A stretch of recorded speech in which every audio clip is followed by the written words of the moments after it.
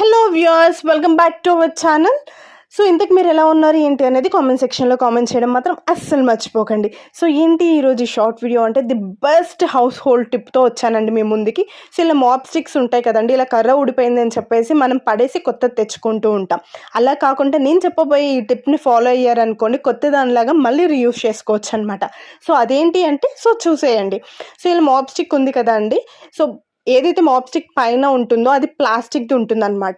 So దాన్ని stove మీద ఇలా వేడి చేసుకోవాలి. వేడి చేసుకుంటే ప్లాస్టిక్ కాబట్టి ఆ వేడికి కరిగిపోతుంది. సో అలా కరిగిపోయిన తర్వాతకి స్టిక్ని అనేది ఆ హోల్లోకి పెట్టేసుకొని ఒక వేస్ట్ క్లాత్ సాయంతో గట్టిగా ప్రెస్ చేసుకోవాలన్నమాట. ఒకటి గుర్తుపెట్టుకొని, నార్మల్గా ప్రెస్ చేసుకుంటే ఇది వేడిగా ఉంటుంది కాబట్టి చేతులు కాలిపోతాయి. జాగ్రత్తగా ప్రెస్ చేసుకోండి. ఒక వేస్ట్ క్లాత్ తీసుకొని ప్రెస్ చేయండి. సో ఇలా ప్రెస్ చేసిన తర్వాత నేను ఒకసారి చెక్ చేస్తున్నాను ఇది టైట్గా ఫిక్స్ అయిందా లేదా అని. ఇప్పుడు టైట్గా ఫిక్స్ అయింది. నేను ఒక బకెట్లోకి వాటర్ తీసుకొని ఇల్లంతా కూడా నేను